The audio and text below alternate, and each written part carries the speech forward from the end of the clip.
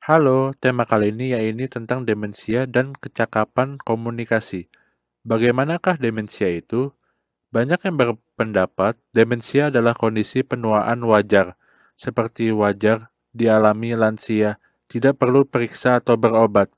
Lebih dari 12.000 penderita demensia muda di Taiwan, gejala muncul di bawah usia 65 tahun.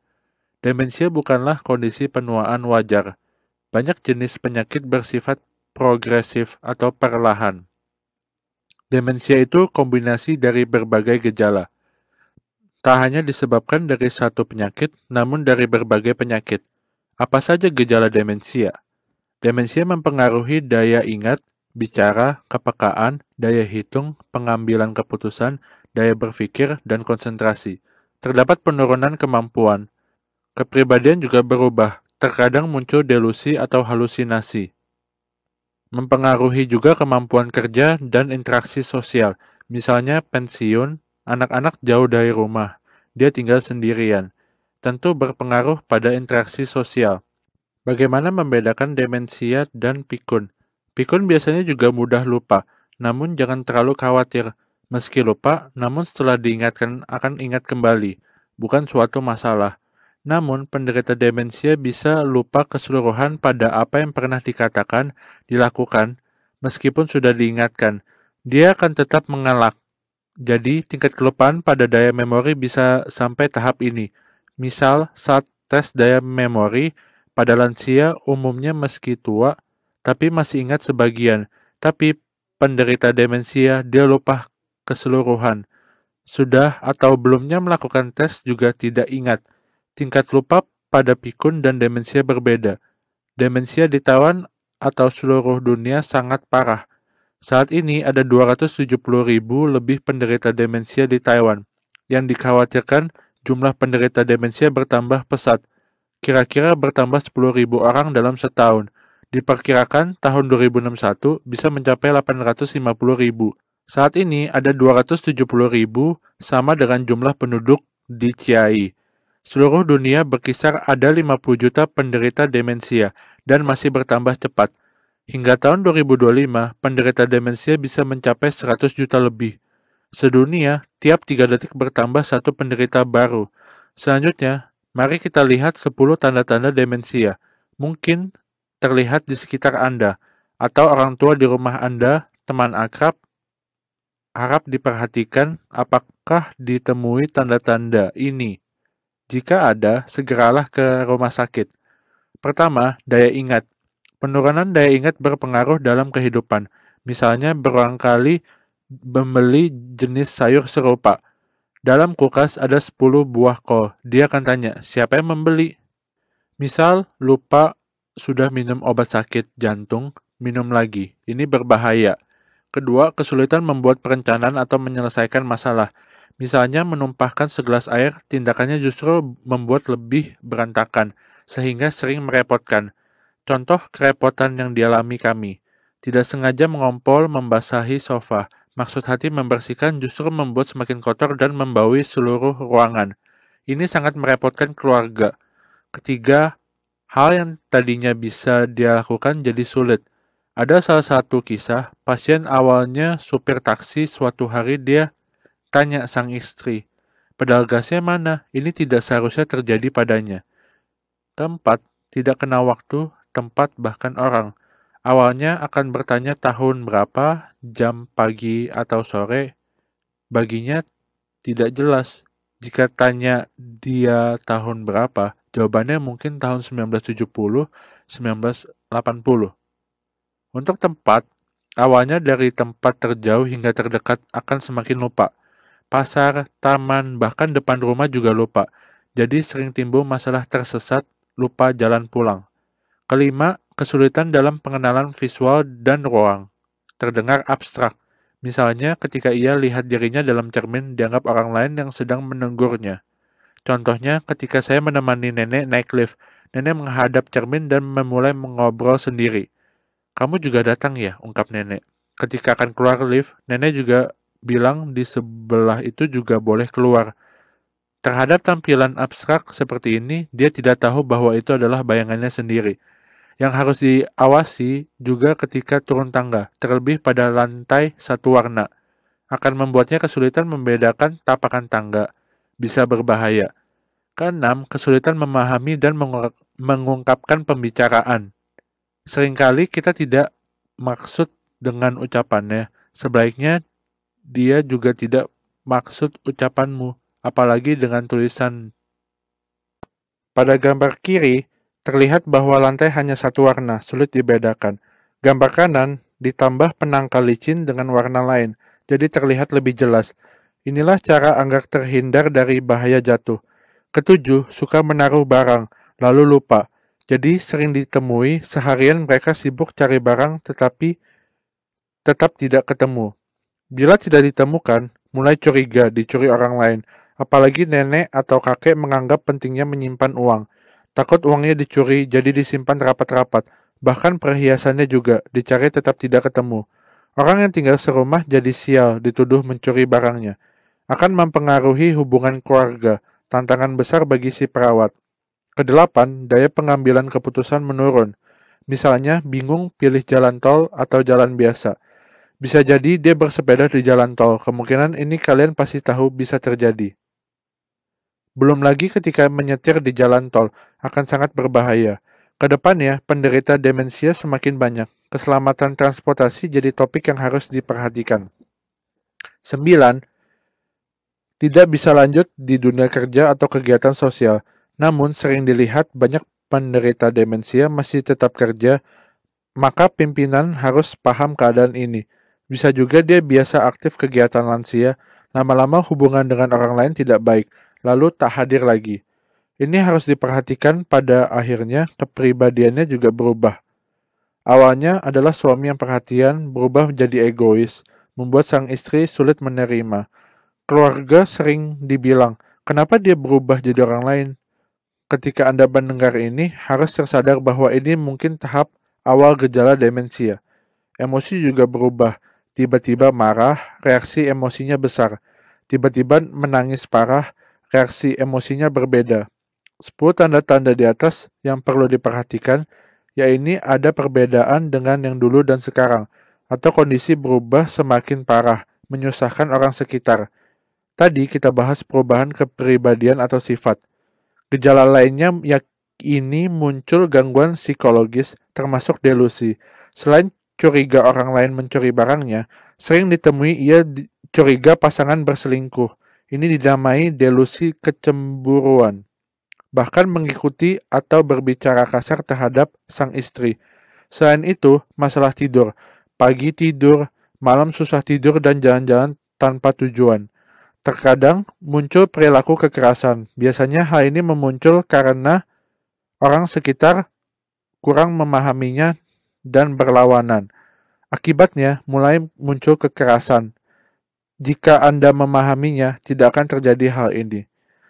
Tersesat, ini sudah Anda ketahui. Salah mengenali, ya ini tidak bisa membedakan siapa dan siapa.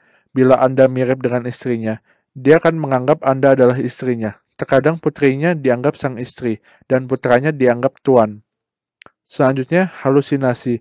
Pendengaran atau halusinasi visual. Disebut halusinasi karena tidak nyata. Tapi terlihat atau terdengar olehnya, jadi dia akan berkata, ibuku bilang dia lapar. Tapi nyatanya 20-30 tahun lalu ibunya sudah meninggal. Mana mungkin bicara padanya? Atau dia bilang, ada banyak anak kecil lari-lari berisik sekali. Kenyataannya tidak ada.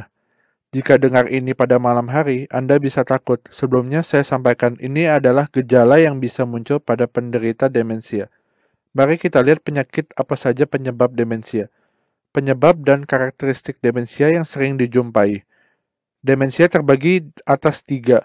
Degeneratif demensia, vaskular, dan demensia yang dapat dipulihkan. Ada juga kombinasi Alzheimer dan vaskular muncul bersamaan. Banyak juga semacam ini. Degeneratif demensia yang sering dijumpai yaitu Alzheimer. Seperti Presiden AS Reagan, dia menderita Alzheimer. Alzheimer diibaratkan seperti seekor kucing masuk rumah.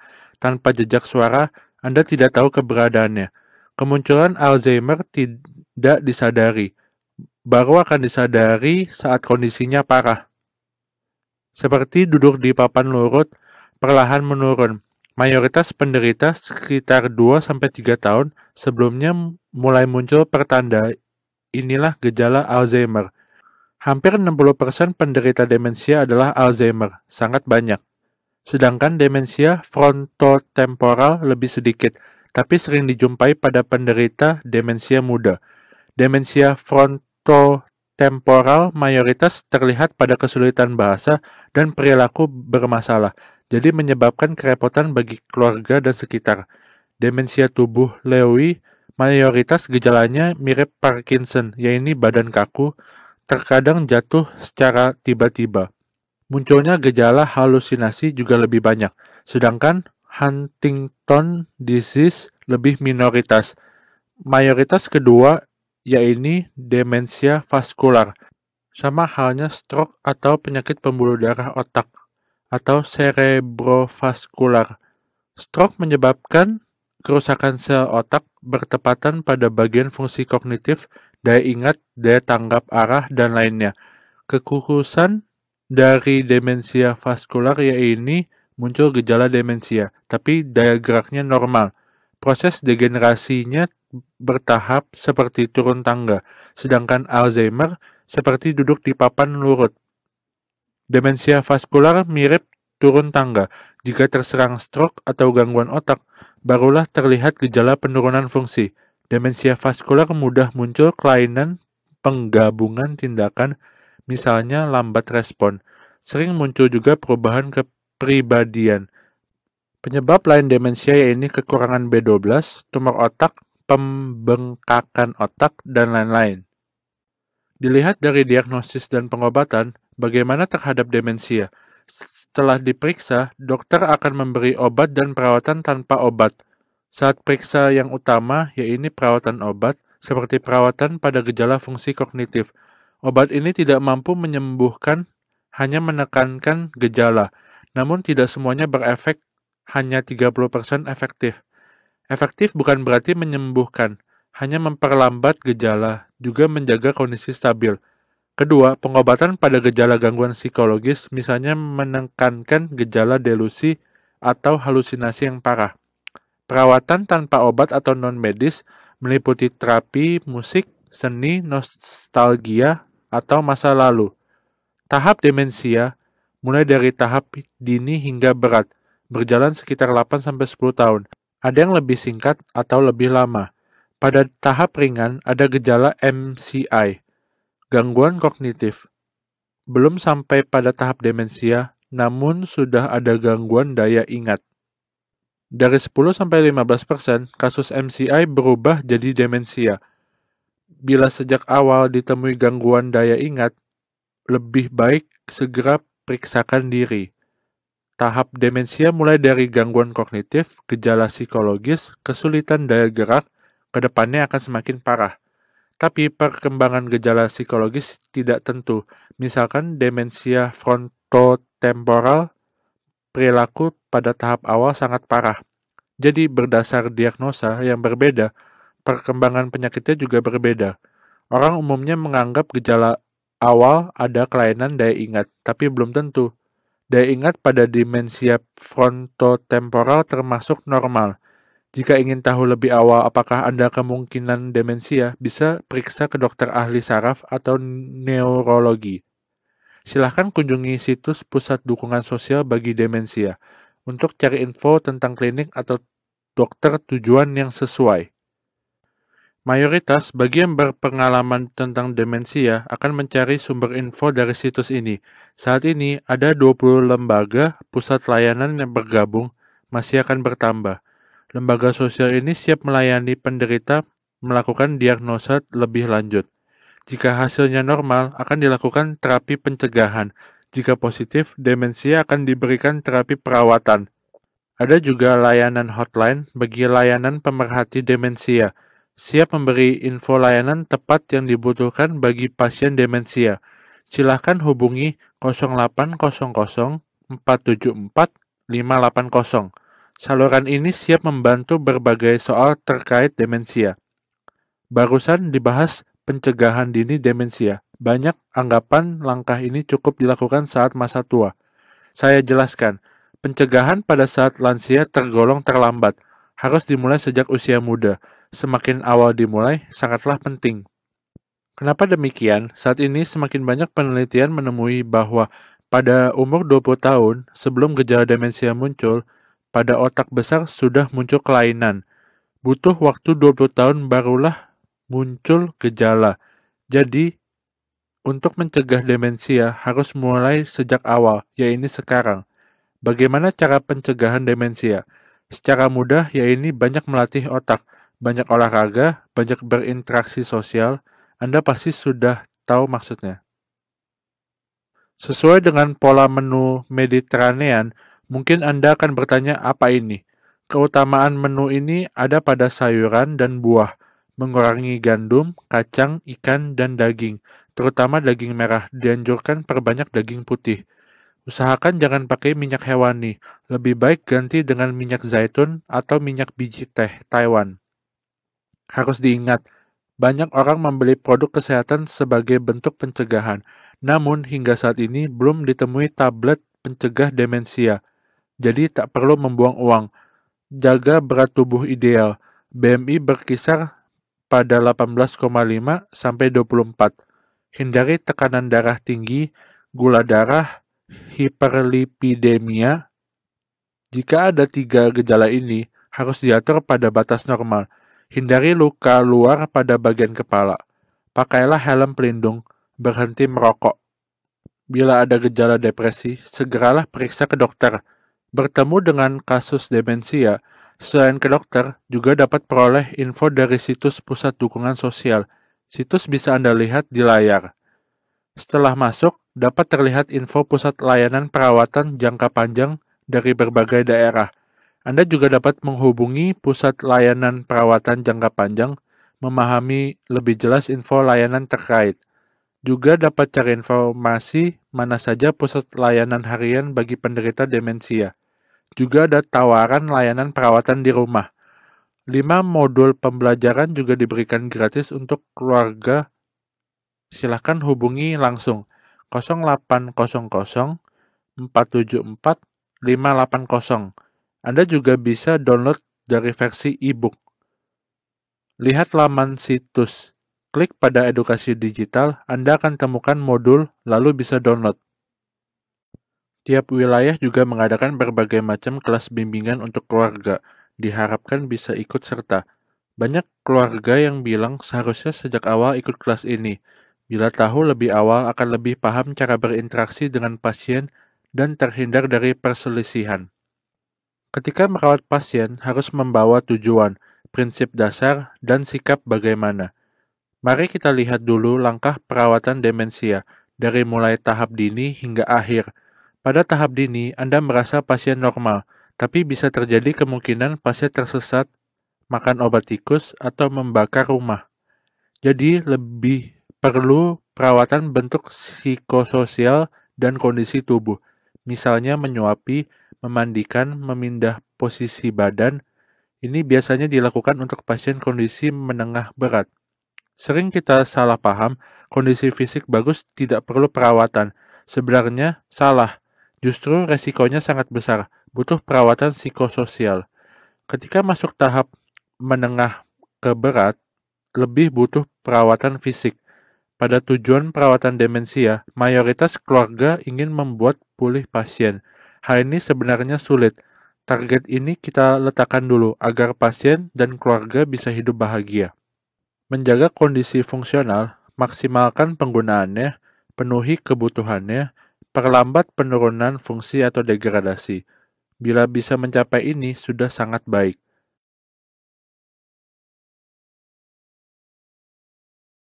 Prinsip dasar merawat demensia dibagi beberapa hal, dari mulai kondisi ringan hingga kondisi terberat. Pertama, fokus pada kemampuan dan kekuatannya. Jangan dilihat pada bagian yang sudah tak berfungsi, karena tak mungkin pulih normal. Kita perlu lihat pada apa yang bisa dia lakukan. Biarkan dia lakukan sendiri, tak terkecuali jalan kaki, berbicara. Kedua, atur pekerjaan dan istirahat yang teratur. Hindari terjadinya perubahan. Tentunya masih bisa fleksibel, misalnya ajak berwisata. Boleh saja asalkan tidak tiap minggu. Ikut sertakan pasien pada pekerjaan rumah tangga dan lakukan bersama, agar dia merasa berperan dan berharga dalam keluarga. Ajak jalan santai secara rutin, berjemur matahari, berpengaruh penting bagi emosionalnya, akan membantu mood tidurnya. Dengan alasan keselamatan, biarkan dia melakukan hal yang diinginkan, jangan melarangnya. Terkadang perlu menurunkan standar atau mengubah kebiasaan kita sendiri. Ini merupakan tantangan bagi perawatnya. Misalnya, perilaku tidur berjalan. Bagi anggapannya, dia hanya ingin pergi. Banyak keluarga yang mengeluh dan tidak tahan, tetapi sebenarnya berjalan adalah olahraga yang sangat baik. Jika tidak berpengaruh dan tak melukai orang lain atau diri sendiri, biarkan dia jalan, kecuali kakinya bengkak atau sakit. Dalam waktu sekitar setengah jam, Anda dapat mengundangnya untuk makan, dan dia punya kesempatan untuk duduk. Jika dia tidak mempengaruhi orang lain, biarkan dia melakukannya. Misalnya, dia memindahkan sesuatu dari kiri ke kanan, lalu sebaliknya. Tapi ini tidak mengganggu orang lain, biarkan dia melakukannya. Keempat, yang akan dilakukan nanti saat ini tidak mampu. Kami masih berharap dia bisa melakukannya. Mungkin bisa membuat kesalahan pada beberapa, tapi tak masalah. Jika dia bisa melakukan 70%, Anda bisa melakukan 30% sisanya. Jangan bantu keseluruhan. Selain itu, pahamilah latar belakang pasien demensia yang akan dirawat. Setelah Anda memahaminya, akan sangat membantu Anda. Kami pernah punya pasien pensiunan tentara yang suka kencing sembarang tempat, terlebih di sudut ruangan. Tentunya kurang baik. Lalu kami memikirkan cara memasangkan foto mantan Presiden Chiang. Alhasil dia tidak pernah berani kencing di sembarang tempat. Jadi Anda harus tahu lebih banyak tentang latar belakang kehidupan masa lalunya dan pengalaman hidupnya. Saat Anda merawatnya, Anda dapat lebih banyak sumber, topik yang akan dibicarakan juga semakin banyak. Jangan memperlakukannya seperti anak kecil, tetapi cintai dia seperti Anda mencintai anak Anda. Banyak puji dia, hargailah dia juga akan menghargai Anda. Jadi, kami tak akan berkata bahwa pasien mengompol, atau jika Anda melihat genangan air kencing di lantai, Anda akan bertanya apakah itu air kencingnya. Jika dia menyangkal, kami tidak akan memaksanya. Pada dasarnya, dialog semacam ini tidak banyak membantu. Tidak ada penderita demensia yang memiliki gejala yang sama. Meskipun kami menangani pasien demensia pada saat yang sama, tetapi masing-masing memiliki keunikannya sendiri. Kita harus menghargai perbedaan setiap orang dan merawat dengan cara berbeda. Akhirnya, kita berharap bahwa perawat bisa penyayang dan sabar, tetapi perawat juga manusia biasa. Kesabaran ada batasnya. Jadi ketika amarah Anda akan meledak, yang terbaik adalah pergi dan beristirahat sejenak, atau minta bantuan orang lain. Beristirahatlah, cuci muka, biarkan emosi Anda mereda, barulah kembali lagi. Jika Anda sadar bahwa emosi sering tidak stabil, perhatikan apakah Anda terlalu lelah dan depresi. Saat ini Anda perlu menjaga diri dengan baik. Kesembilan, pada dasarnya, baik penderita demensia maupun perawatnya harus menjaga kondisi sehat yang baik agar lebih mudah. Terkait pada kondisi tidur pada penderita demensia, ketika cuaca bagus, bawalah dia berjemur sinar matahari. Jangan pada siang hari, ini akan meningkatkan kualitas tidurnya. Apakah ekskresinya normal? Apakah penyakit kronisnya terkontrol dengan baik? Jika terkendali baik, akan lebih mudah untuk merawatnya. Selain itu, perawat harus memperhatikan kesehatan diri sendiri agar punya kekuatan yang cukup untuk merawat penderita demensia. Hal terakhir adalah kerjasama tim.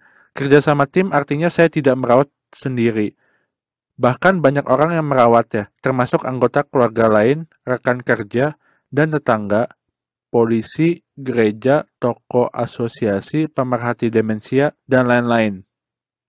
Faktanya, kita semua merawat penderita demensia. Nanti akan saya jelaskan melalui video berikut. Rekan kerja dan anggota keluarga lainnya hendaknya berdiskusi bersama bagaimana cara merawatnya. Apakah kita perlu memiliki buku catatan bersama? Apakah perlu line untuk berkomunikasi tentang yang terjadi hari ini dan cara bergilir tugas untuk merawatnya? Jangan hanya dibebankan pada seorang untuk merawat. Terlalu berat. Kalian bisa belajar satu sama lain. Selanjutnya, kita akan menonton videonya. Seperti yang dilihat dalam video, kita harus berusaha untuk menjaga hubungan baik dengan tetangga dan teman sekitar. Ajak mereka memahami demensia dan peduli bersama pada penderita demensia di lingkungannya. Jika ada lansia demensia, dapat memberikan bantuan yang sesuai sehingga dapat mengurangi beban dalam perawatannya. Selanjutnya, mari kita lihat bantuan. Apa saja yang dibutuhkan keluarganya. Pada dasarnya, dia akan memiliki beberapa tingkatan kebutuhan. Secara umum, terbagi atas kebutuhan dukungan emosional, instrumental, dan informasional. Dukungan emosional adalah anggota keluarga membutuhkan Anda untuk berempati dengannya dan memahami suasana hatinya. Beri pujian dan keyakinan. Dukungan instrumental yaitu dapat bergiliran membantu merawat penderita demensia sehingga perawat dapat beristirahat, melakukan apa yang ingin ia lakukan, periksa ke dokter, dan lain-lain. Dukungan informasional mengacu pada penyediaan informasi relevan yang dibutuhkan, misalnya info pusat layanan bagi penderita demensia, info layanan keluarga, info pusat, layanan perawatan umum, dan lain-lain. Perawat juga perlu memiliki kondisi fisik dan psikologis yang stabil. Ini hak bagi perawat. Misalnya, jika saya sehat, maka pasien akan sehat. Butuh istirahat cukup agar dapat merawat pasien dengan lebih baik. Ketika saya punya cukup dukungan, saya bisa merawatnya dengan setengah kekuatan saya, dan saya butuh bantuan orang lain, sehingga emosi saya akan lebih stabil. Katakan pada diri sendiri, yang saya lakukan itu berharga. Semua perawat harus menghargai pekerjaannya sendiri.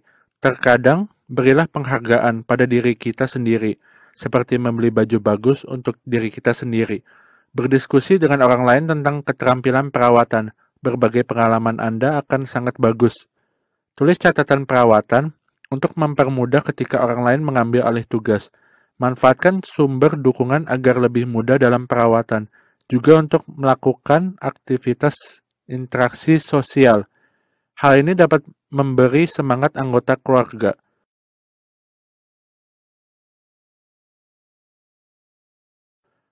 Hal yang lebih serius yaitu etika perawatan. Pada dasarnya, kita harus menghormati hak pasien sesuai prinsip otonomi, prinsip manfaat, prinsip tidak merugikan, prinsip keadilan yang harus diperhatikan. Namun ada beberapa masalah, misalnya pada prinsip otonomi, tetapi dia ingin melompat dari gedung. Apakah Anda akan membiarkan dia melompat dari gedung? Tentu saja tidak. Kamu harus mengalihkan perhatiannya ke hal lain. Misalnya, jika Anda tahu dia suka makanan coklat, katakan bahwa di sini ada coklat enak. Tanya apakah ingin makan.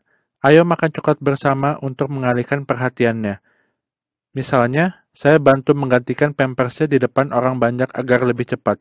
Bagi sang pasien, tindakan ini kurang sopan, tetapi lebih praktis bagi perawat. Jangan perlakukan pasien seperti anak kecil. Mendandani dia seperti anak kecil, lalu Anda merasa sangat bahagia. Ini tidak tepat. Anda membantu banyak si pasien, seolah-olah Anda merawatnya dengan baik. Namun, justru akan memusnahkan fungsinya. Jadi, biarkanlah dia melakukan apa yang bisa dia lakukan. Selain itu, kita pernah lihat di berita bahwa perawat sengaja mempermainkan pasien. Hal ini tentu saja tidak diperbolehkan. Saya yakin ini tidak akan terjadi pada Anda, tetapi perlu dipahami tentang penganiayaan pasien. Misalnya penganiayaan fisik yang bisa saja dilakukan oleh anggota keluarga atau orang lain. Bisa jadi mencubit, memukul, memarahi, menyalahkan, mengancamnya, atau mengabaikannya secara tiba-tiba. Ini adalah kelalaian, termasuk bentuk penganiayaan. Tentu saja dilarang, jika ada justru melanggar hukum. Mengenai tindak pengekangan, terbagi menjadi pengekangan fisik dan pengekangan kimia. Semua orang tahu bentuk pengekangan fisik. Pasien akan diikat atau cukup dibatasi ruang geraknya. Pengekangan kimiawi yaitu dengan diberi obat kuat mengontrol daya gerak, sehingga dia tidak akan banyak bergerak. Tindakan seperti ini bukan dilakukan sesuka hati. Ini tidak diperbolehkan. Menurut aturan berlaku, tindakan tersebut hanya dapat dilakukan sesuai anjuran medis. Di sisi lain, penderita demensia juga menghadapi masalah hukum. Kita bisa mengingatkan bahwa keluarga misalnya membuat surat pernyataan atau memberi peringatan terlebih dahulu. Beberapa penderita demensia bisa saja mengajukan banyak kartu kredit atau ditahan untuk menjadi jaminan.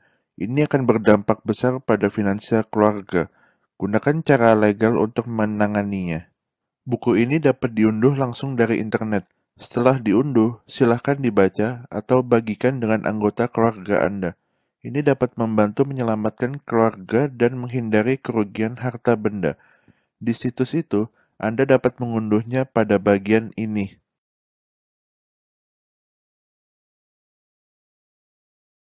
Saat kita merawat pasien demensia, kita perlu berteman baik dengan mereka. Bagi anggota keluarga, sangat sulit berteman dengan penderita demensia, karena mungkin ada persoalan pada hubungan dengan keluarga. Perawat hendaknya memahami terlebih dahulu. Apa hubungan awal saya dengannya? Bagaimana saya bisa memiliki hubungan baik dengannya? Lupakan masa lalu dan mulai lagi. Sekarang dia menderita demensia. Bagaimana cara saya agar bisa terus merawatnya, apalagi memelihara hubungan persahabatan? Bagaimana cara menjaga hubungan pertemanan yang baik dengannya? Intinya, harus lebih memuji dan menghormatinya. Seorang anggota keluarga mengatakan kepada saya bahwa dia susah dirawat setelah dokter memintanya untuk sering memuji ibunya, dan dia benar-benar melakukannya selama beberapa bulan. Ternyata sangat membantu. Dia berkata, setelah saya banyak memuji ibu saya, amarahnya menjadi jauh lebih baik dan lebih mudah dirawat. Ketika Anda belajar untuk merawat pasien demensia, sering memberi pujian akan sangat membantu. Hormati dia. Anda juga bisa menggunakan beberapa metode nonverbal seperti membantunya memijat, menepuk bahunya, dan memegang tangannya. Senyuman Anda sangat penting. Pasien mungkin tidak mengerti apa yang Anda bicarakan, tetapi senyum Anda membuatnya berpikir bahwa Anda ramah.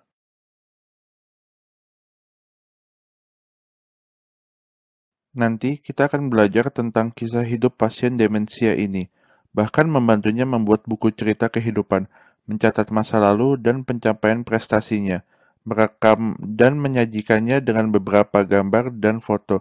Sangat berguna sekali. Misalnya, keluarga membawa penderita demensia ke klinik periksa. Waktu tunggu terlalu lama dan dia tidak sabar. Keluarganya membawakan buku cerita hidupnya. Ketika dia tidak sabar, bisa berikan ini agar dia tertarik dan lebih bersabar menunggu.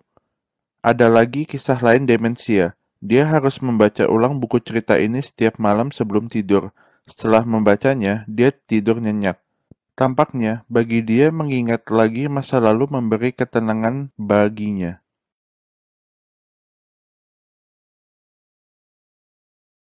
Empati sangatlah penting. Berempati berarti ingin memasuki dunianya. Misalnya, suatu ketika seorang pasien mengatakan pada saya bahwa menantu perempuannya memberikan segala barang untuk diberikan ke ibu kandungnya, termasuk gigi palsu saya. Biasanya, kita tertawa sambil berkata, mana mungkin gigi palsu Anda bisa diberikan kepada orang lain? Tapi saat itu, reaksi saya adalah bertanya, jika Anda tidak memiliki gigi palsu, bagaimana ketika Anda makan? Jika Anda ingin memasuki alam pikirnya, bayangkan bahwa dia tidak memiliki gigi palsu. Apa yang akan terjadi padanya? Nenek berkata, iya, aku jadi tidak bisa makan. Saya berkata, saya siapkan makanan yang lebih lembut untukmu ya. Lalu untuk gigi palsu, saya minta bantuan ke putramu. Dengan cara ini, dia merasa telah terayomi dan terjaga. Faktanya, gigi palsu itu masih ada di dalam mulutnya. Tetapi ketika kita memasuki alam pikirnya dan berdiri di garis yang sama, dia menganggap kamu adalah teman baiknya, dan kamu akan lebih mudah merawatnya.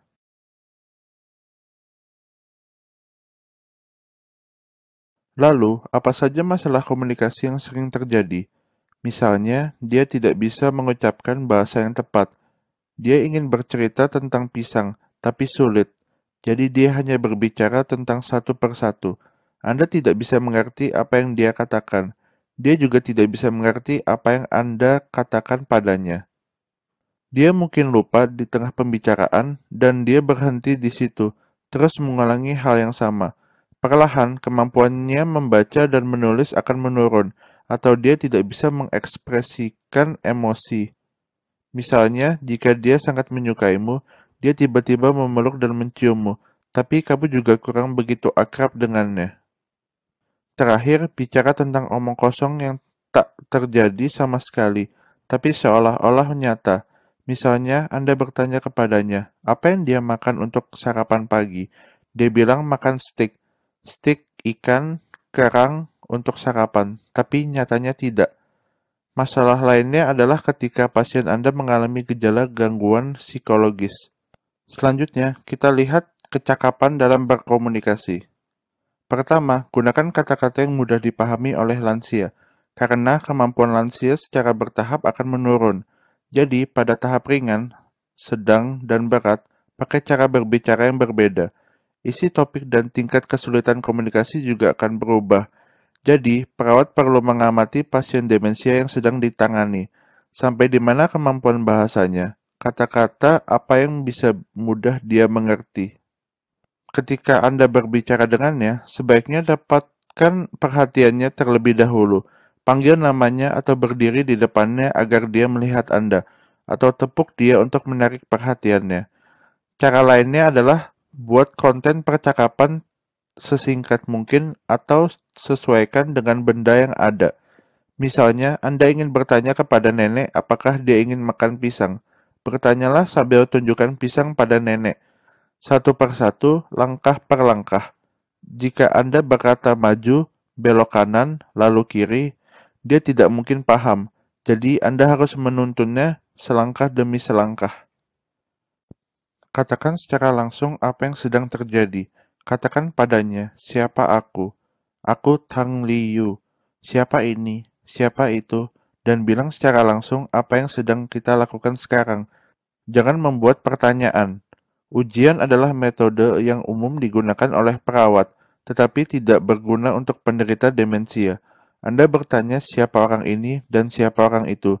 Jika pasien tidak bisa menjawab, Anda tidak akan memberi makanan. Ini tentu tidak diperbolehkan. Kita harus memberitahunya secara langsung siapa orang ini, di mana kita berada, dan sebagainya. Beritahu pasien dengan jelas. Hal lainnya adalah hindari untuk mengajarinya, jangan menyalahkan dan mengoreksi. Ini tidak terlalu membantu. Misalnya, jika Anda mengatakan kepadanya, Anda sudah pernah bilang berpuluh ribu kali, tolong jangan katakan ini lagi ya. Baginya, dia seperti kaset piringan CD yang rusak, tidak dapat diubah. Anda hanya dapat menyesuaikan dengan cara lain. Misalnya, dia akan mengucapkan hal yang sama. Anda dapat menggunakan suatu aktivitas untuk mengalihkan perhatiannya, tapi harus diperhatikan apakah hal yang diulanginya itu nyata diperlukan. Misalnya, saat dia mau ke toilet, apakah dia benar-benar butuh ke toilet? Harus dipastikan dulu. Jika Anda menemukan bahwa dia baru saja keluar dari toilet, namun ia ingin pergi ke toilet lagi, ini mungkin tidak perlu. Tetapi juga harus perhatikan bahwa dia mungkin mengalami infeksi saluran kemih yang menyebabkan dia selalu ingin pergi ke toilet. Saya rasa bagi Anda yang pernah mengalami hal ini bisa paham, penyebabnya harus dipertimbangkan lebih lanjut. Selain itu, beberapa orang akan menggunakan ancaman, terutama di bawah naungan suatu badan tertentu. Mereka mungkin mengatakan pada pasien bahwa jika tidak menurut, bahwa putranya tidak akan datang menemuinya. Ancaman ini harus dihindari. Saya pernah melihat penderita demensia. Perawat mengatakan kepadanya, "Nenek baik, jangan rewel ya." Lalu raut wajah muka nenek pun berubah kecewa, memberitahu pengasuh untuk tidak berbicara seperti itu. Dia demensia, tapi dia tahu jelas ketika perawat memperlakukannya seperti anak kecil, hal ini tidak tepat. Seringkali pengasuh berkata ke pasien, "Jangan begini, begitu. Ini itu salah." Cara berbicara ini sangat rentan memunculkan konflik dan kekerasan. Jadi kami berusaha untuk tidak mengatakan bahwa itu tidak boleh, itu salah. Lalu harus bagaimana? Misalnya, ada seorang anak laki-laki. Tengah malam, tiba-tiba ayahnya mengambil sebuah koper di tengah malam dan berkata dia akan pergi kerja. Anaknya tidak membolehkan. Lalu keduanya bertengkar. Selanjutnya, anaknya memakai cara lain. Ketika ayahnya bangun di tengah malam dan mengambil koper, anaknya berkata, "Ayah mau pergi kemana?" Ayah bilang, "Mau bekerja." Lalu anak berkata, "Baiklah, aku akan siapkan dulu kue dan susu untukmu." Setelah makan, ayahnya lupa kejadian itu. Selanjutnya, kami pergi tidur. Jadi, janganlah memakai cara bertengkar. Gunakan cara dengan mengalihkan perhatian. Awalnya turuti kemauannya, lalu alihkan perhatiannya.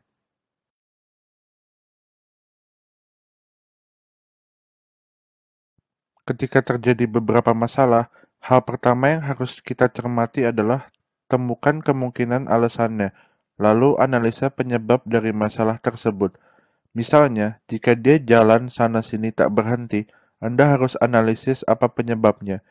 Misalnya, dia ingin buang air kecil, dia sakit perut, dia ingin keluar, dan lain-lain. Apakah penyebabnya, atau adakah pihak yang membuatnya cemas? Setelah Anda memahami penyebabnya, Anda dapat mengatasinya. Jika ternyata tidak ada alasan khusus, hanya cari perhatian, tidak masalah selama tidak mengganggu orang lain. Saat kakinya lelah, Anda bisa coba mengalihkan perhatiannya agar dia bisa beristirahat. Pada dasarnya, Anda harus menerima bahwa penderita demensia memiliki masalah perilaku ini. Karena hal ini sangat normal, itu adalah masalah yang pasti dialami oleh penderita demensia. Kita juga perlu memperhatikan penggunaan obat penenang. Usahakan beri sesedikit mungkin. Bila kita ingin melihat kualitas pelayanan di panti, kita bisa melihat apakah mereka menggunakan banyak obat penenang dalam perawatannya. Jika iya, ini merupakan indikator kualitas yang buruk. Artinya, dia tidak bisa menggunakan metode lainnya untuk memperbaiki kebiasaan perilaku pasien. Mari kita tonton video berikutnya untuk mempelajari cara mengikuti lalu mengalihkan perhatian, berempati dengan kebutuhannya saat ini, lalu mengalihkan perhatian melalui pengalaman hidup pasien. Mari kita lihat video ini. Dari video tersebut, Anda bisa melihat bahwa cara nenek dan anaknya sangat berbeda. Jadi, tentu saja yang harus kita pelajari cara yang dilakukan oleh sang anak. Anda mengikuti permintaan ayahnya yang ingin makan, lalu alihkan perhatian dengan nonton TV. Anaknya tahu bahwa ayahnya suka menonton gulat, jadi biarkan dia menonton gulat. Setelah itu, tidak ada masalah.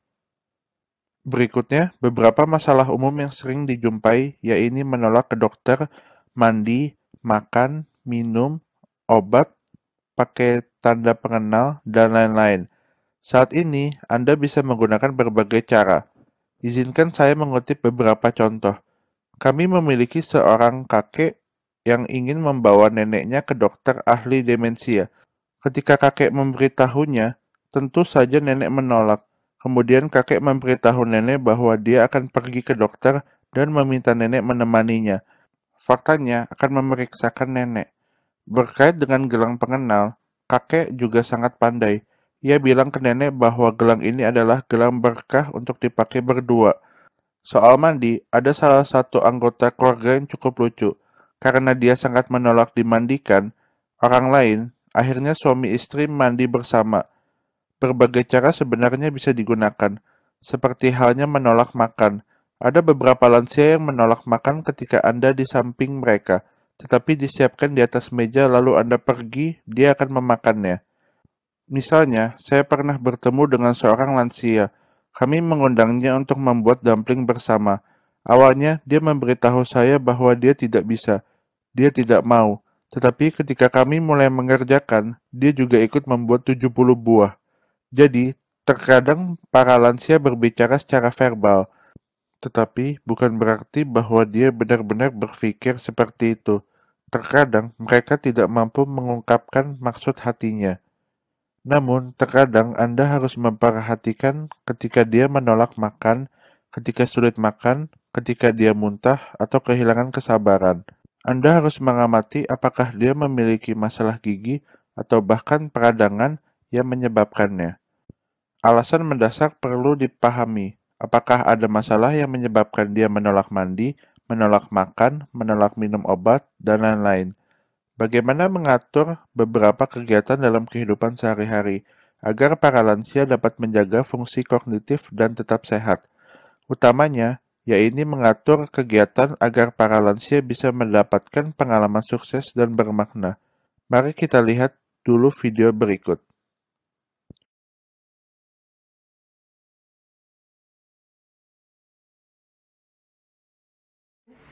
阿姨，妞妞，看菜没？起来哦，起来哦！嘿，开始超卡森林嘿，嘿，嘿，带你来佚佗。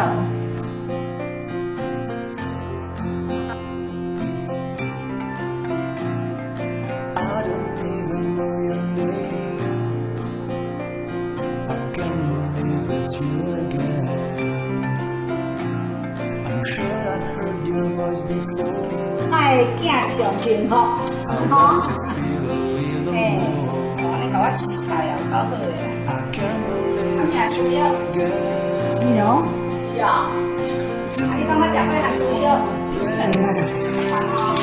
三毛钱。大海龙。大海龙。啊，嘿，这个好看。加个麻豆。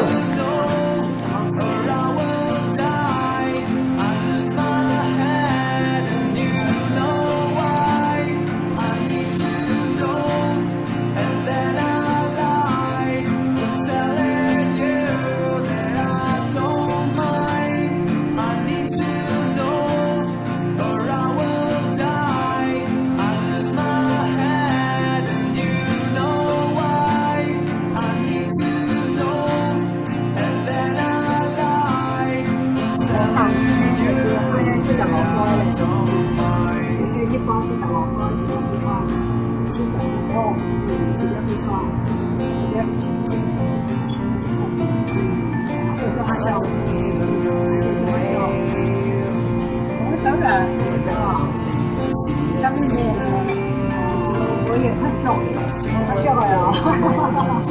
好，我怀疑了。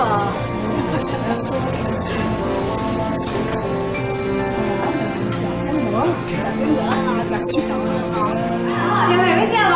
有见龙。来来，有点不好意思。来，有见龙，有见我，有见我，就这个样。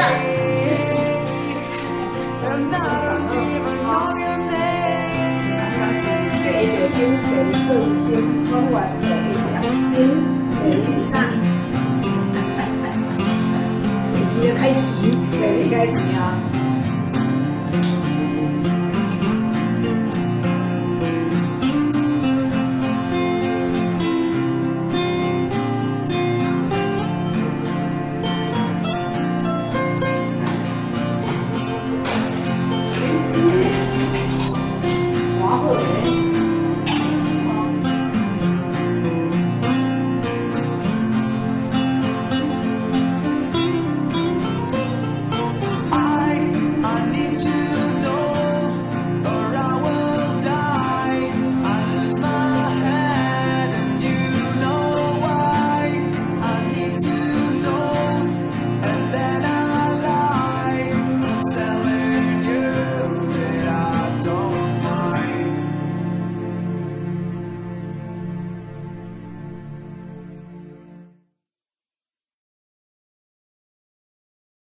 Dari video ini, Anda mungkin merasa iri dengan ibu ini. Senang rasanya memiliki putri di sisinya. Faktanya, putrinya tidak melakukan hal yang istimewa, hanya menemani ibunya setiap hari, memilih sayur, dan berbelanja bersama, melakukan banyak hal dengannya. Hal-hal dalam kehidupan sehari-hari dapat membuat ibu bahagia. Jadi, mengatur kegiatan adalah membiarkan lansia berintegrasi dalam kehidupan normal, sehingga dia dapat ikut berpartisipasi. Kita hanya memahami apa yang masih bisa dilakukan lansia. Dia telah kehilangan sebagian kemampuannya karena demensia, tetapi dia masih memiliki banyak kemampuan. Kemampuan itu perlu ditemukan oleh perawatnya. Biarkan pasien tetap melakukannya. Bagaimana perawatan yang dinilai sukses dan bermakna? Anda mampu menciptakan kesempatan bagi pasien demensia untuk beraksi dengan tepat dan menggunakan kemampuannya. Terdengar umum, bukan? Misalnya, saat kita membawa pasien melakukan kegiatan, Kita meminta penderita demensia untuk memperkenalkan nama dan usianya. Tetapi, apa yang harus saya lakukan jika penderita demensia tidak dapat menyebutkannya?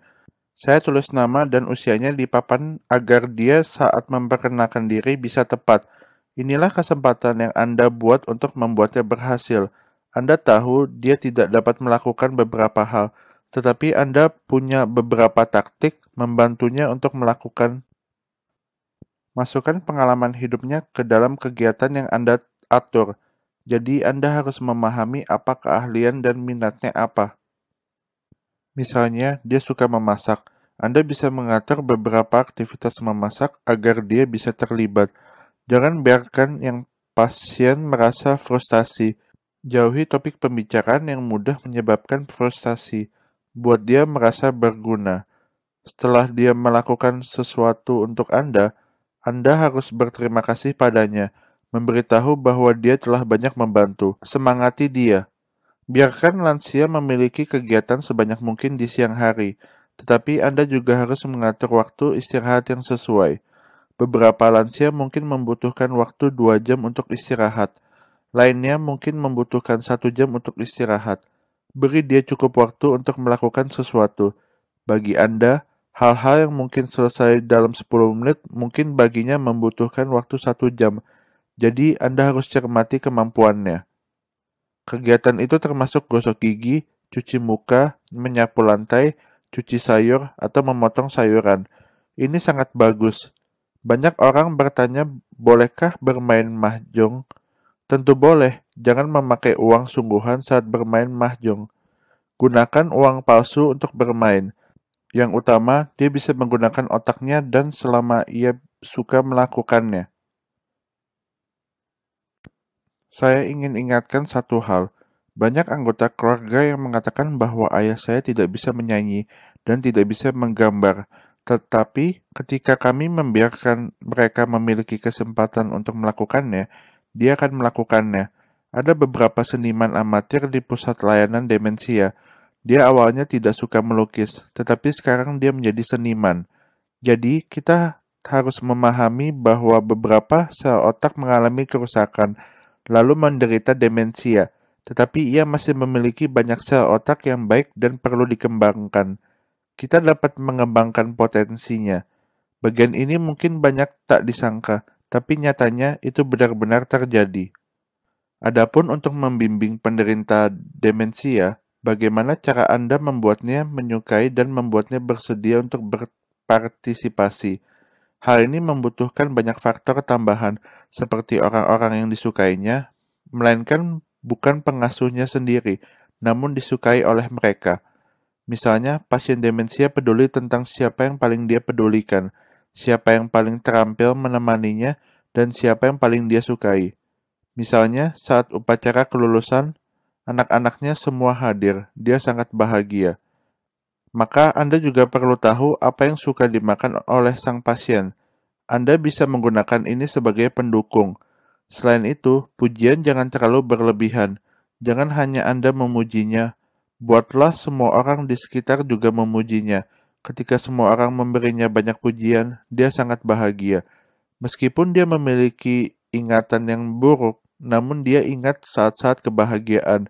Dia mungkin sangat senang melihatmu karena dia akan mengingat segalanya dan bahagia setiap kali bersamamu. Dia mungkin tidak ingat namamu, tapi dia ingat bahwa dia bahagia ketika bersama Anda. Jadi, sangat penting bagi Anda untuk memujinya. Siapkan hadiah kecil pada setiap kegiatan. Pilihlah hadiah sesuai dengan pasien. Misalnya beberapa penderita demensia mungkin merasa sangat senang dengan sikat gigi, biskuit, atau sabun. Setiap kali ada hadiah kecil, mereka akan memiliki ingatan positif tentang Anda dan bahagia. Selanjutnya, selain kegiatan yang diatur di rumah, seperti mencuci dan memotong sayur mayur di rumah, atau membersihkan, melipat pakaian, dan lain-lain, kita juga bisa mengikuti berbagai kegiatan di masyarakat, termasuk ke taman bermain catur dengan lansia lain, menyanyi, mengajak jalan-jalan, ke gereja, atau makan malam bersama, atau ke museum. Saat ini, banyak museum dan perpustakaan juga mengatur kegiatan khusus penderita demensia untuk memenuhi kebutuhan mereka. atau beberapa sukarelawan juga membantu para penderita demensia. Selain itu, kami memiliki basis layanan di berbagai komunitas. Basis layanan ini juga dapat mengadakan kegiatan lansia demensia.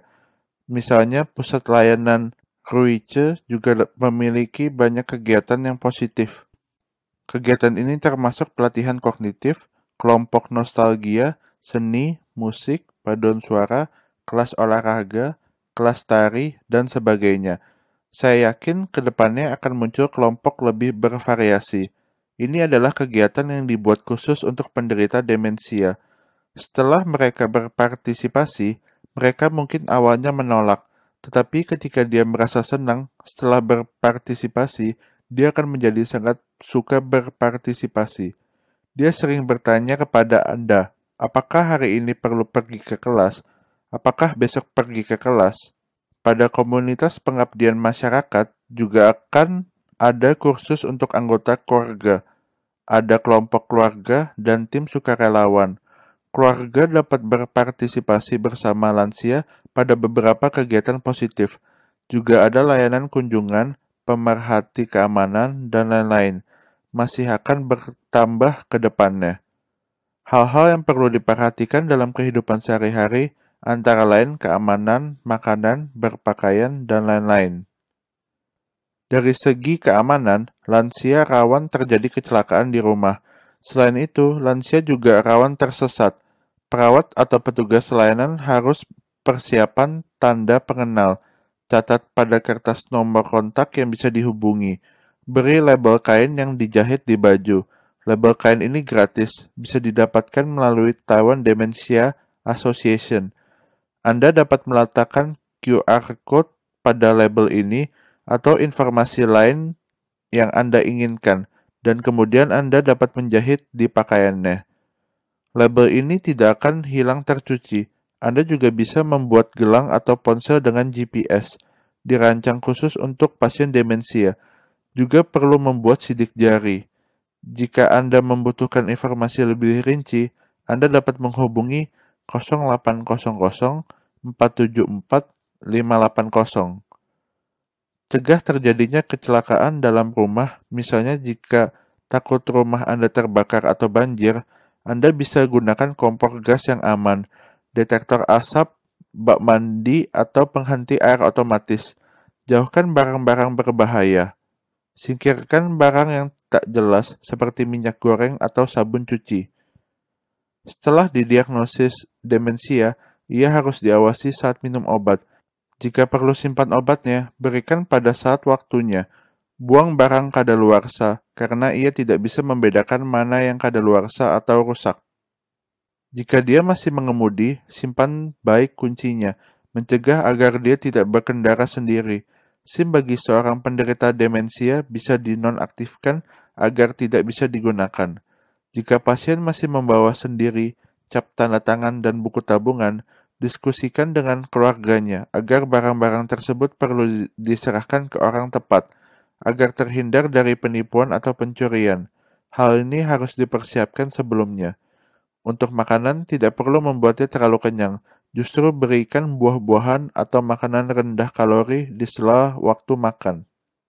Para lansia sering lupa minum air putih dan mengalami dehidrasi, sehingga perlu diingatkan kepada lansia untuk sering minum air putih. Perhatikan kondisi rongga mulut ya, apakah meradang? Periksalah ke dokter gigi secara teratur. Dokter gigi khusus penyandang disabilitas dapat membantu mengatasi masalah rongga mulut pada lansia demensia, bahkan mengoleskan obat untuk menghindari kerusakan gigi. Jika lansia menolak untuk makan, Anda perlu mencari tahu alasannya. Bisa jadi karena kondisi gigi. Terkadang jika kesulitan mengunyah, Anda dapat memotong makanan menjadi potongan kecil-kecil untuk disajikan. Sesuaikan situasi.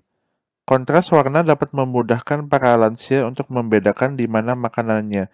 Jadi pertimbangkan ini juga bisa diambil saat menyajikan makanan. Pakai pakaian yang sederhana. Biarkan pasien memilih sendiri dari dua pilihan. Ikuti kebiasaan cara pemakaiannya.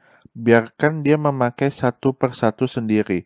Anda cukup bantu bila perlu. Beberapa lansia suka memakai pakaian yang sama setiap harinya. Siapkan saja beberapa setel lebih banyak.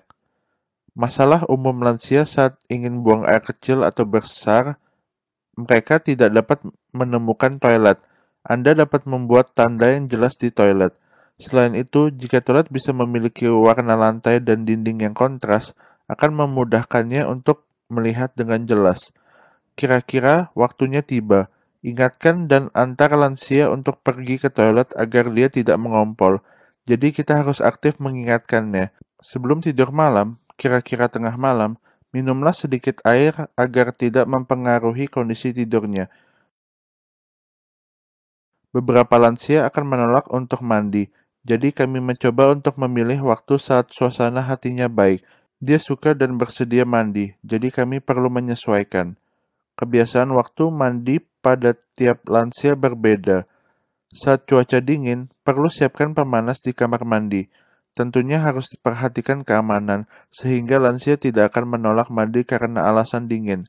Ketika lansia sedang mandi, bisa juga sambil bernyanyi bersamanya agar kegiatan mandi lebih lancar.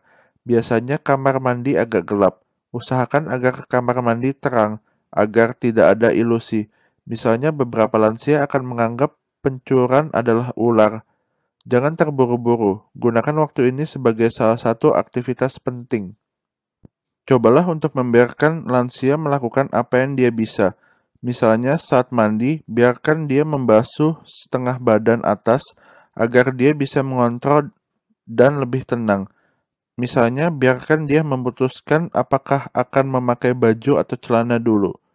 Beberapa lansia akan menolak Anda untuk membantunya mandi karena dia merasa malu. Anda bisa membungkusnya dengan handuk besar, lalu membantunya membuka pakaian. Ketika di toilet, kamu bisa sekaligus bantu membasuh bagian bawah tubuh. Jika Anda kesulitan mencuci rambut, pertimbangkan juga untuk pergi ke salon kecantikan untuk keramas. Anda bisa keramas secara bertahap. Anda tidak perlu mencuci seluruh tubuh sekaligus dan tidak harus mandi setiap hari. Sesuaikan dengan kondisi cuaca dan kondisi keringat. Setelah mandi, beri dia pujian agar dia merasa hebat dan cantik. Dalam hal kondisi tidur, kami berusaha untuk mengatur lebih banyak aktivitas pada siang hari, agar para lansia dapat tidur lebih nyenyak pada malam hari, karena keluar lebih banyak energi pada siang hari. Oleh karena itu, lebih banyak anggota keluarga yang mengantarkan lansia ke kelas pada pagi hari akan sangat membantu memperbaiki kualitas tidurnya. Perbaiki kebiasaan tidur, menggosok gigi, pergi ke toilet, putar musik kesukaannya. Kebiasaan ini akan membantu perawatan. Gunakanlah obat ketika benar-benar diperlukan. Hindari makanan berkafein jika harus bangun tengah malam. Kita harus pastikan ruang aman. Misalnya, pasanglah lampu malam kecil agar dia dapat melihat dengan jelas saat bangun. Tempat tidur jangan terlalu tinggi agar tidak mudah terjatuh. Jika lansia sering bangun tengah malam, anggota keluarga mungkin tak bisa tidur nyenyak, sehingga perlu bergiliran menjaga agar terhindar dari cedera. Pada lingkungan, perlu diperhatikan bahwa lansia akrab dengan lingkungan ini. Tempel beberapa foto akrab, perabot akrab, beberapa lansia karena tadinya tinggal di pedesaan dan keluarganya membawanya ke kota. Pada kondisi ini, keluarga dapat membawa juga perabot dari tempat asal ke Taipei. Meskipun sulit bagi keluarga, namun ini adalah salah satu usaha. Pada ruangan, usahakan beri tanda yang jelas agar dia bisa melihat arah dengan jelas, seperti toilet. Beberapa rangsangan lingkungan harus disesuaikan, misalnya cahaya yang terlalu silau atau musik yang terlalu berisik. Coba putar lagu-lagu nostalgia yang disukai oleh para lansia. Kurangi beberapa permukaan reflektif. Permukaan reflektif membuatnya merasa seperti melihat hantu, jadi cahaya harus cukup. Sebagai contoh, kita harus menggunakan kalender bulanan bergambar buah. Kelebihannya, ketika melihat buah, mengingatkan lansia pada musim, karena ingatannya dari masa lalu masih ada. Misalnya ketika melihat jeruk, dia tahu bahwa festival musim gugur menjelang tiba. Pelindung sudut mudah dibeli di toko. dapat mencegah lansia terjatuh dan terhindar dari cedera. Ruang berfasilitas difabel dapat mencegah orang tua jatuh, diberi tanda jelas.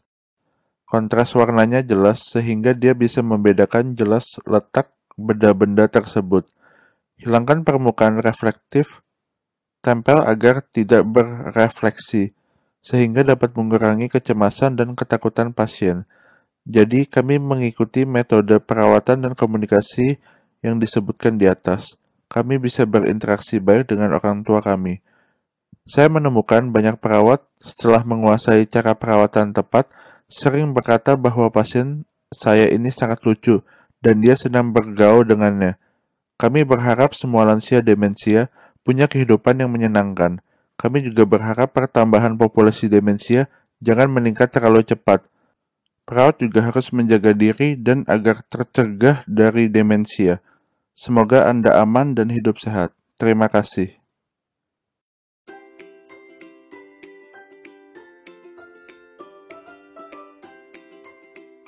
Ibu ya? Sudah bangun? Ayo bangun, buruan bangun. Bangun, cuci muka dan gosok gigi. Aku ajak pergi.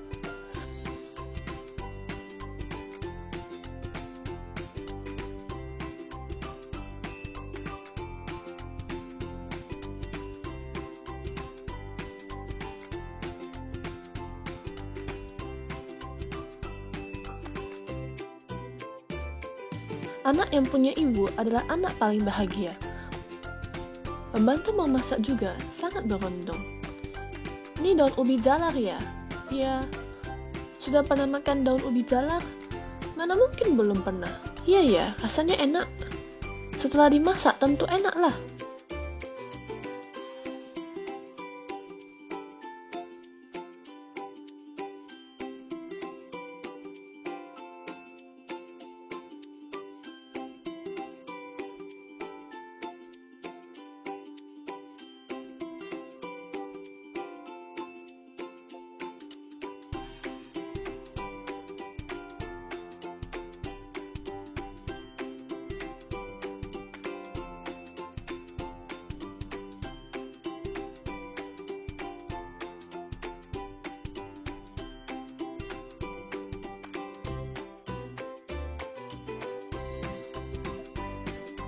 Benar, 75 NT.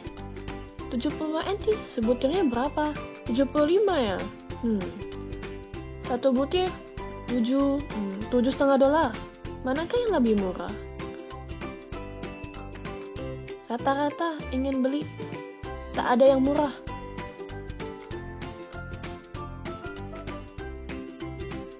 Senang ya? Paling oke makan es.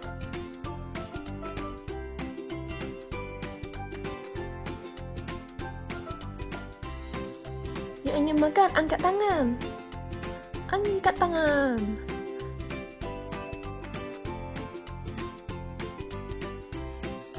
Jika orang lain, pertama jualan es, kedua jadi dokter. Sedangkan kami, ibu anak, pertama makan es, kedua yakni menghamburkan uang.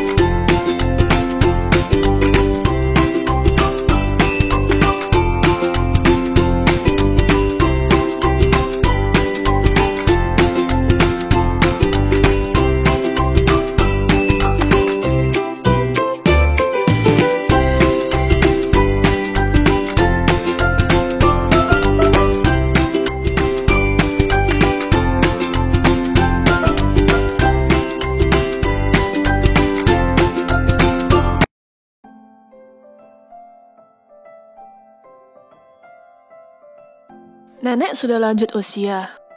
Paling suka jalan-jalan, berkeliling, berkunjung ke toko langganan, sekaligus berbelanja. Mau beli kecap? Iya. Nenek tak pernah membayar. Sejak beberapa tahun lalu, nenek tak bisa membedakan angka. Saya paling suka membantu menyisir rambutmu, mau sering-sering. Pemilik toko adalah tetangga akrab. Sangat menjaga nenek. Berjumpa teman lama membuat nenek gembira. Nenek mau kemana? Mari mampir. Baik, silakan susu kedelainya. Terima kasih. Halo Yating. Nenek di sini.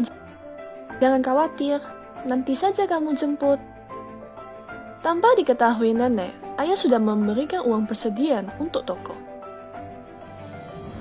Terima kasih, tolong ya untuk bulan depan, sedikit pun tidak repot. Beras yang tiap hari nenek beli. Pemilik toko bersedia menggantinya dengan produk lain. Dik, kali ini diganti dengan apa? Tisu juga boleh? Baik, saya ambilkan. Beli kecap banyak sekali. Maaf, tidak apa-apa. Karena pertolongan mereka, nenek tiap hari gembira. Kami sangat berterima kasih. Bergabung dengan Dementia Friendly Store, lindungi lansia demensia. Lansia, penderita demensia, butuh bantuan kita. Mari bergabung dengan Dementia Friendly Store, bersama lindungi lansia demensia.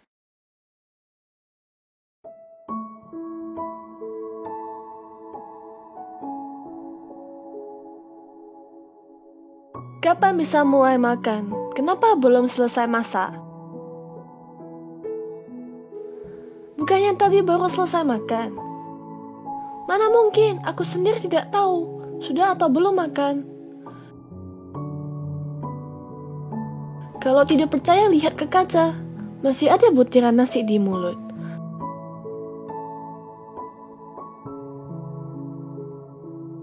Tak peduli, pokoknya aku belum makan. Aneh.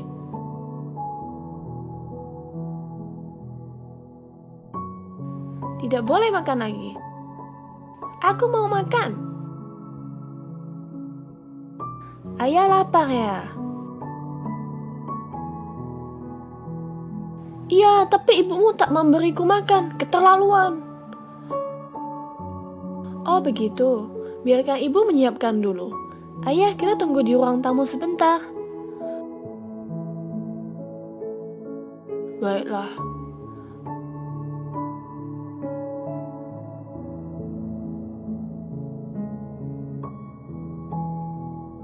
Wah, atraksi sumo Jepang. Wah, hebat sekali dia.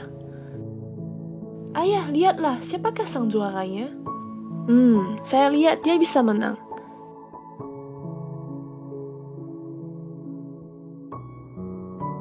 Sangat menarik. Iya, pertandingan ini sangat seru. Aku suka yang ini.